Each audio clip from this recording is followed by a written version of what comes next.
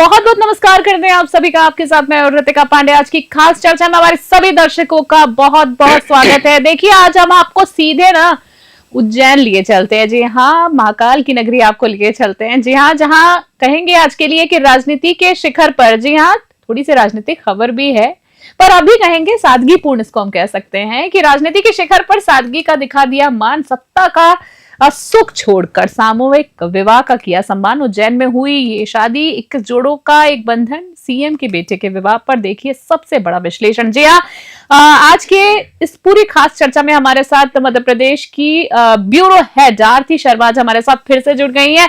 जी हाँ, क्योंकि हमने हमारे दर्शकों को कहा था कि आरती जी 2 दिन से लगातार उनको निमंत्रण है और आज वो सीएम के जो बेटे हैं, हम बात करें माननीय सीएम के बेटे की शादी में सम्मिलित भी है। सीधा उज्जैन से आज हम आरती जी से बातचीत करेंगे। आरती जी, सादगी और कहते हैं ना, सादगी का संदेश जो है, ये हाई प्रोफाइल उपस्थित जो लोग हैं यहाँ पर बड़ सादगी के साथ उपस्थित हैं।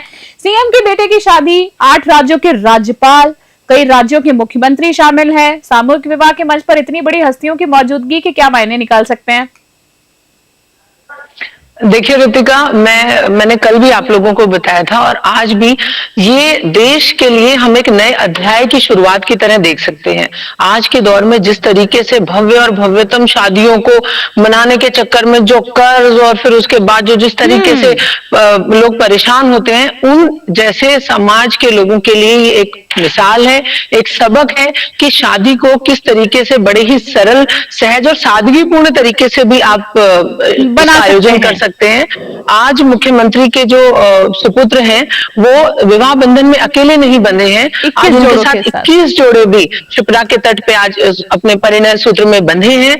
और इन सारे जोड़ों की स्पेशलिटी जो मैं आपको बताऊं, अपने दर्शकों को हम बताना चाहेंगे कि ये एक सामूहिक विवाह सम्मेलन है। और सबसे महत्वपूर्ण बात है कि अगर यहाँ पर मुख्यमंत्री के बेटे जो खुद पेशे से डॉक्टर हैं और उनकी होने वाली जो भार्या है वो भी डॉक्टर हैं, ऐसे उनके साथ में जो बैठने वाले जो दूसरे युगल हैं वो अलग अलग जाति से हैं, समाज से हैं, मध्य प्रदेश के विभिन्न अंचलों से हैं। वहां पर कहीं कोई ड्राइवर का बेटा बैठा है तो कहीं हलवाई का बेटा बैठा है। तो इस तरह से एक सामाजिक समरसता का जो संदेश मुख्यमंत्री ने दिया है वो अपने आप में बहुत सुखद है। बिल्कुल बिल्कुल, आपने जैसे बताया ना कि यहाँ पे समानता देखने को मिल रही है। बड़ा ही एक अच्छा ऐतिहासिक पहल कहेंगे आरती जी कहीं ना कहीं इसको, क्योंकि जैसे आपने कहा कि यहाँ पे अगर कोई ड्राइवर का बेटा भी है, अगर कोई हलवाई का भी बच्चा है, कहने का मतलब है यहाँ पे सब समान है, सबका सम्मान पूरी एक ही तरीके से किया जा रहा है। वाकई में इन्होंने जो पहल की बड़ी खूबसूरत है। और जैसे कि उन्होंने अपने पहले बेटे की भी शादी की थी, वो भी बड़ी ही सादगी से की थी। आरती जी, उज्जैन की बात करूंगी। आप उज्जैन का महत्व, जो धार्मिक नगरी है, विवाह समारोह का आयोजन मां शिप्रा के पावन तट पर उज्जैन में ही क्यों किया जा रहा है? क्या इसके पीछे कोई धार्मिक सांस्कृतिक महत्व निहित है? पर्यटन पर भी क्या असर पड़ सकता है? इसके बाद की बात कर रही हूँ। देखिए ऋतिका, पहली चीज तो ये कि जो उज्जैन है ये मुख्यमंत्री का गृह जिला है, वो उज्जैन से ही आते हैं, महाकाल की नगरी से मुख्यमंत्री हैं। दूसरी बात ये कि इसमें आज जितने भी जो विशेष गणमान्य अति विशिष्ट जो व्यक्ति जो आज आए हैं, जैसा कि आपने बताया और मैंने बहुत सारे जो है नाम भी आज दिए हैं। विभिन्न साधु संत हैं, विभिन्न राज्यों के मुख्यमंत्री हैं, राज्यपाल हैं, गणमान्य व्यक्ति हैं, उन सबके लिए यहाँ पर विशेष तैयारियां की गई। उनको न सिर्फ वो शादी में विवाह जो जोड़े हैं, जो नवयुगल हैं, उनको आशीर्वाद देने वो पहुंचे हैं, साथ ही उनकी व्यवस्था की गई है कि वो महाकाल के दर्शन करें। इसके लिए अलग से व्यवस्था की गई है। सारी जिम्मेदारियां उज्जैन का हर रहवासी इस तरीके से निभा रहा है जैसे उनके घर की शादी है। मैं पहले भी बता चुकी हूँ कि इस आयोजन में मुख्यमंत्री जो है वो खुद अपनी जेब से पैसा वहन कर रहे हैं, लेकिन सरकारी किसी भी तरह की राशि का इस्तेमाल नहीं किया जा गया है। आरती जी, निश्चित ही पर्यटन पे भी इसका असर आएगा। बिल्कुल बिल्कुल सही कह रही हैं आप आरती जी। एक बड़ा ही कह सकते हैं ना कि मजाकिया लहजे में आज एक वाकया हुआ है शादी के समय में। सीएम की बेटी की शादी में जैसे कि हम देख रहे हैं, बाबा रामदेव जी भी पहुंचे हैं, हंसी मजाक भी करते रहते हैं, बड़े गुणी व्यक्तित्व हैं उनका। पर हंसी मजाक के लहजे में आप जैसे कि हम सभी जानते हैं, विजुअल में भी देख पा रहे हैं कि पंडित धीरेन्द्र शास्त्री जी भी जो है बागेश्वर धाम बालाजी के जो है मंत है, वो पहुंचे हैं। तो धीरेन्द्र शास्त्री जी को रामदेव जी कहते हैं कि आपकी शादी भी जो है ना वो इसी सामूहिक सम्मेलन में विवाह कराएंगे। इस पर क्या माहौल देखा गया इसके बाद? देखिए ऋतिका, शादी तो मतलब होता ही उत्साह, उमंग और आपस में एक दूसरे से मिलने का एक बहुत अच्छा समारोह होता है। आज जब बागेश्वर धाम के धीरेन्द्र धीरेन्द्र शास्त्री। शास्त्री जब मंच पर पहुंचे तो ऑलरेडी वहां पर बाबा रामदेव, अलग अलग मठाधीश वहां मौजूद थे, विभिन्न जो है मध्य प्रदेश के मंत्री थे, अलग अलग राज्यों के राज्यपाल थे, राज्यपाल। मुख्यमंत्री वहां मौजूद थे। और ऐसे में एक हास परिहास जैसी स्थिति बनी बन जब बाबा जाती है। रामदेव ने जब धीरेन्द्र शास्त्री जी ने नवयुगलों जो वहां बैठे तो थे, जो आशीर्वाद नव दिया। दंपति, उनको आशीर्वाद दिया, तो बाबा रामदेव ने अपने चिरपरिचित अंदाज में उन्होंने जो हाँ। माइक लिया और धीरेन्द्र शास्त्री को भी बोला कि अगले बार, क्योंकि वो खुद सामूहिक विवाह सम्मेलन में हजारों शादियां करा चुके हैं बिल्कुल, ऋतिका। बिल्कुल। मैं ये बताना चाहूंगी, धीरेन्द्र शास्त्री भी जो है सनातन धर्म के जो आज वो मुख्य प्रचारक इतना बड़ा कहेंगे। चेहरा है, वो खुद भी हजारों की संख्या में जो है सामूहिक विवाह करवा चुके हैं। तो उस बात को जब वो बता रहे थे, तब जो है बाबा रामदेव जी ने अपने अंदाज में वो चुटकी ली और कहा कि अगले बार जो है वो खुद भी चाहते हैं कि धीरेन्द्र शास्त्री भी उस सामूहिक विवाह सम्मेलन में खुद की शादी के लिए वो ये करें। हालांकि एक हंसी मजाक का दौर था, जी। सब लोगों ने इसमें आनंद ही लिया और अच्छा रहा, एक बढ़िया माहौल बन गया। माहौल बन गया, बिल्कुल सही कहा। ये माहौल होना चाहिए, खुशनुमा माहौल जो देखा जा रहा है काफी, और काफी लोग जो बड़ी हस्तियां हैं, दिग्गज जो व्यक्तित्व है, लोग दूर दराज से पहुंचे हैं। अच्छा आरती जी, एक मन में ना एक बड़ा सवाल आता है कि चलिए शादी ब्याह का माहौल है ना लोगों के मन में, हर शादी में जाने के बाद जब हम भी अपने घर में आते हैं तो एक सवाल आता है ना मन में कि भाई खाना कैसा था।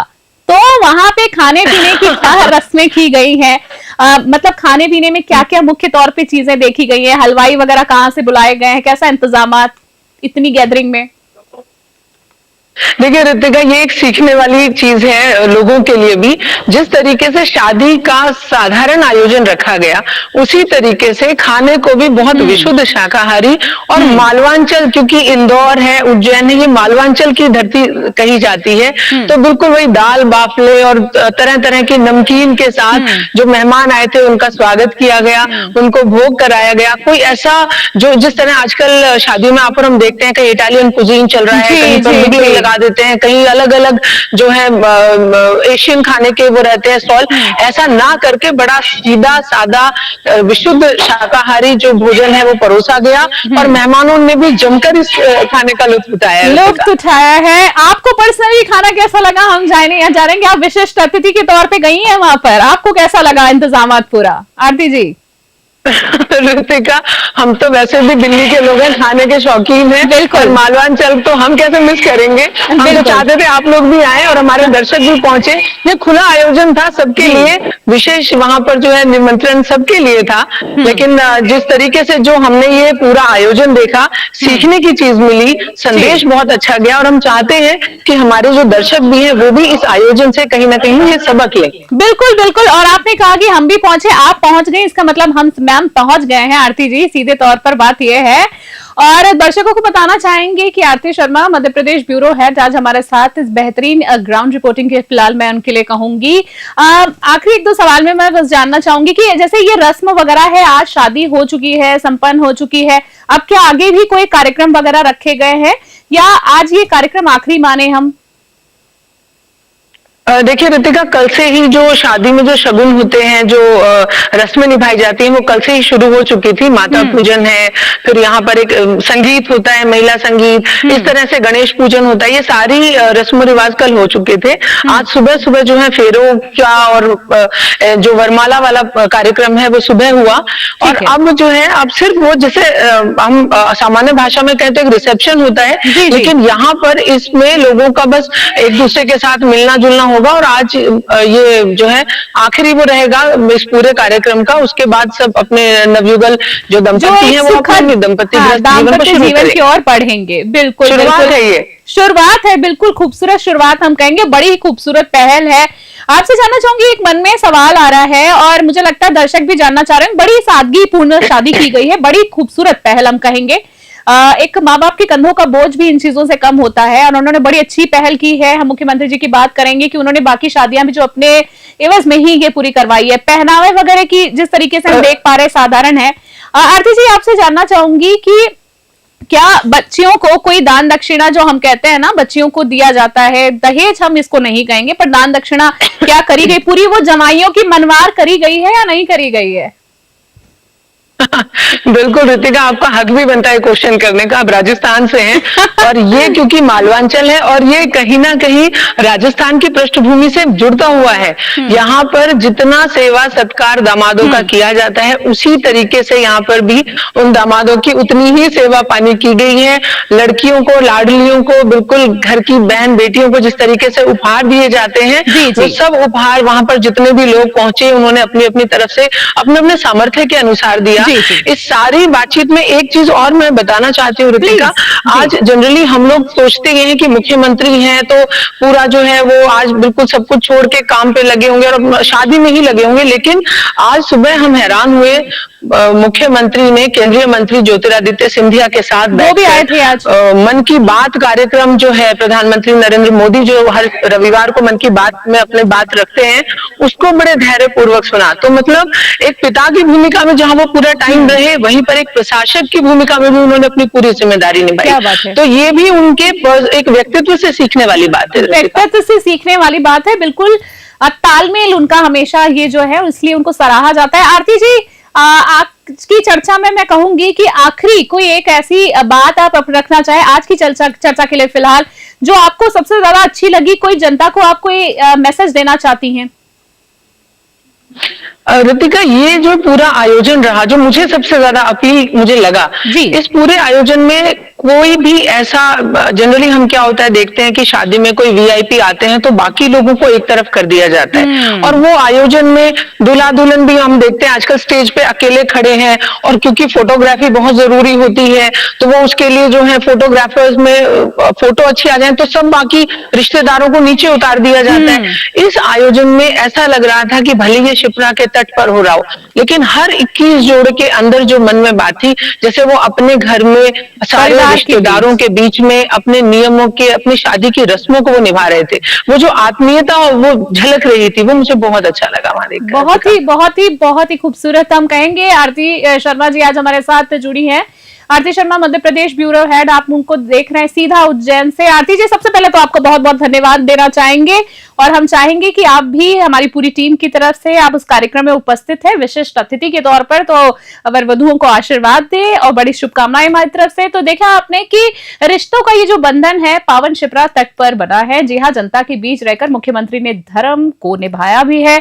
जब सीएम खुद दे रहे हैं उदाहरण, तब बदलती है समाज की रीत। आज की ये खबर सादगी की हुई है कहीं ना कहीं। जी हाँ, आज की खास चर्चा में फिलहाल के लिए इतना ही। देश और दुनिया की तमाम बड़ी अपडेट्स के लिए देखते रहें, बने रहें न्यूज़ 21। फिलहाल के लिए नमस्कार, जय हिंद।